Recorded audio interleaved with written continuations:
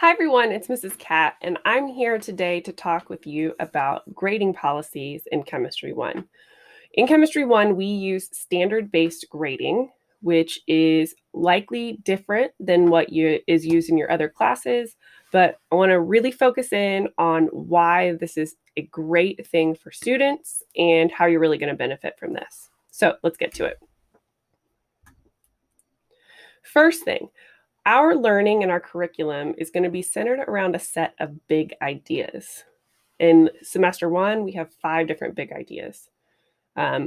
Each of these big ideas is broken into 2 specific objectives, and you can kind of think about these as little ideas. So for us in Unit 1, our big idea is matter, and we are looking at mass and volume, and density as our 2 little ideas. Okay, your level of understanding of the content is going to be on both the specific objectives, or our little ideas, and the big ideas. And this is going to be shared using a mastery rubric, which I will talk about in a little bit. Now, for each of our objectives, we have really clear expectations that are given to you as a student. They're going to be set up in the format that is similar to what you see here, where you have an overall statement about that particular topic. For matter, it's about describing matter and the law of conservation of mass in your own words. For these objectives, you also have student-centered I can statements. So these things are going to be what you see on your agenda. These are the things that you're going to be making sure and checking that you can do. Okay, so these are going to be actionable things that you can look at and make sure before you do an assessment or even after that you understand what your expectations are. Okay, we use these when we plan activities, labs, discussions, and obviously when we write our assessments. Okay, now here's our mastery rubric. This is how we communicate progress to you, to us as teachers, and also to your parents.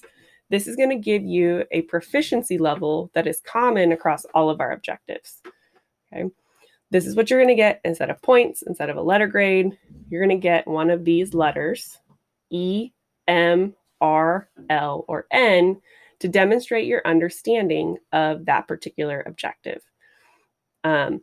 So we've got 2 scores that are in the proficient range, an E, which stands for excellent example, and an M for meets expectations. This should be the goal for every student, is to reach proficiency for an objective. Okay, E is going to be meeting and exceeding the expectations set forth in your objectives and I can statements, really going above and beyond. Okay, if you meet expectations, you've got a clear understanding, but maybe have a few flaws here and there, that's going to be in that meets expectation range. Okay, if you need a little bit of work, or maybe a lot of work, or you haven't shown any work, then we're going to get in these bottom 3 scores. A score of an R, which you can see here in yellow, means that your work needs revision. You've got some understanding, but you also have some gaps and some major flaws. And so we're going to be looking to revise your work, learn from your mistakes, and then reassess and hopefully achieve a higher score the next time because you've got better understanding and knowledge.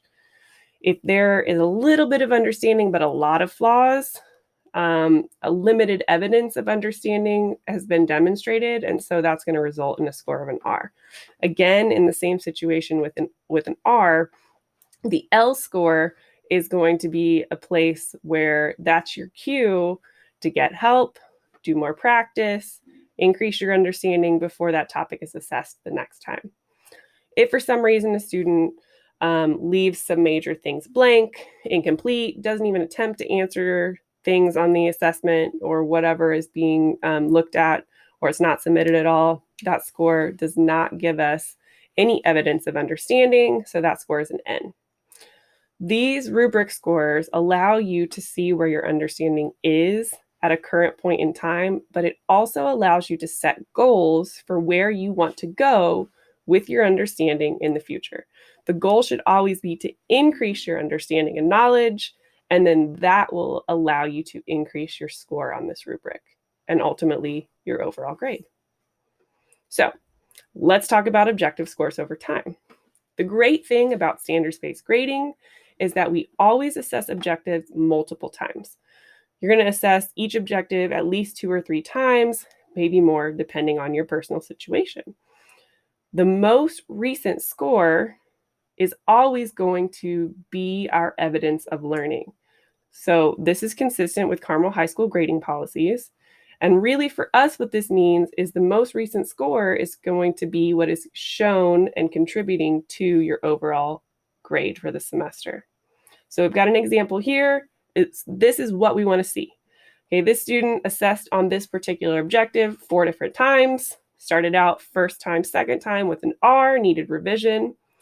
Third time, increased understanding, increased the rubric score to M, meets expectation.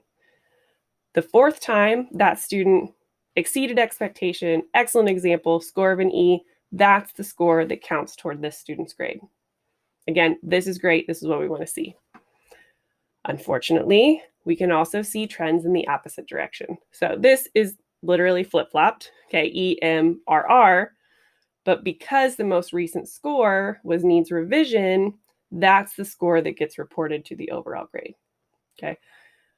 We see these trends sometimes, but this is not what we want to see. Okay, this most recent score of an R should still be a cue to the student, that you need to get help, ask for extra practice, increase your understanding so that the next time you assess on that objective, you can increase your score.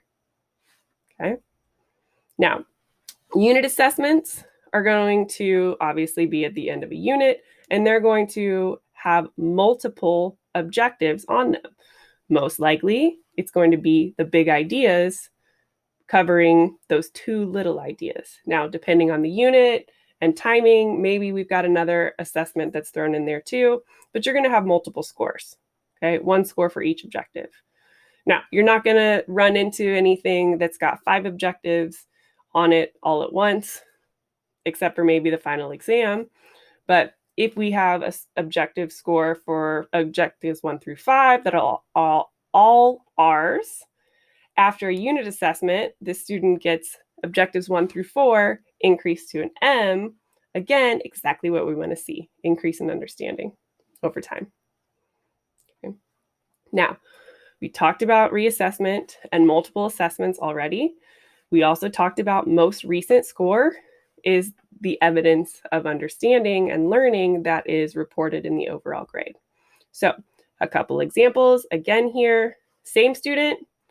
After the unit assessment, their scores are M, M, M, M, R. They do a reassessment on objective 5. They see that needs revision and they're like, man, I know I can do better. They come in, they get help, extra practice. They feel really confident for the reassessment. They increase their score to an E. Okay. This is great. This is probably going to take your grade from, I think, like a B- to a B+, just by doing 1 reassessment. Okay, that's great. That's awesome. That happens in 1 class period, right? So this would be great. You should do this in all your classes. Yeah. So let's talk about these overall objectives and how they go into the big ideas. Now, your grade is going to be calculated using your big idea scores. So your 2 objectives or little ideas are going to combine to give you your big idea score. Again, this is still on that same rubric. Both objective scores must be at or above the same level of understanding to demonstrate your level of proficiency on the big idea. Okay? So, for example, let's look at E and R. Okay, so in order to receive an E for a big objective, or big idea, you must have E scores for both of the objectives on that particular big idea. Okay. If we're looking at a score of an R, one of the scores for the little ideas or the objectives is definitely an R. The other score might be an R, it could be an M, it could be an E. You might be thinking, well, that's not fair. If there's an E and an R, they should get an M. Okay, well, that score of an R on the objective that's keeping your big idea score at the R is still able to be reassessed. Okay, and that's what we want you to do, is to work on your understanding, increase your knowledge, and increase your score. Again, reassessment, reassessment, reassessment. That's what we want to see. Okay, don't shy away from it. So let's look at some examples of overall grades from these big ideas. And we're going to look in the B range. Okay, so here's 3 examples. Once you get those 2 objectives to get your big idea scores, then those are compiled into your overall grade. You're going to be getting a document that is more specifics about how these overall grades are calculated.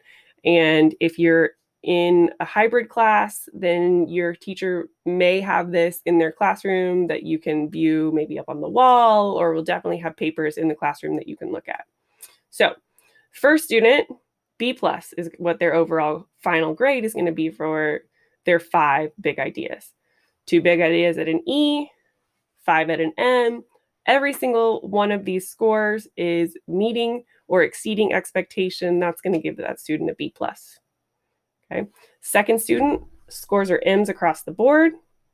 That's meeting expectations. That's going to be a solid regular B, 85%. Okay. Student 3 has 4 scores for big ideas that are M's, 1 that's an R. Okay, that brings that overall grade down to a B-. Okay, now let's say that this student, this last one we looked at with the B-, 4 M's and an R, this is that student's grade before our final exam. Okay, we're going to think of our final exam as a final reassessment. Okay, there'll be more specifics on this as we get closer to this, but this final reassessment is going to be for the big idea. So those 2 objectives together.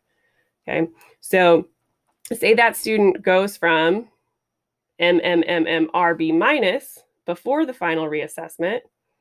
That big idea 5, that one that they were stuck on, they now get that score up to an E.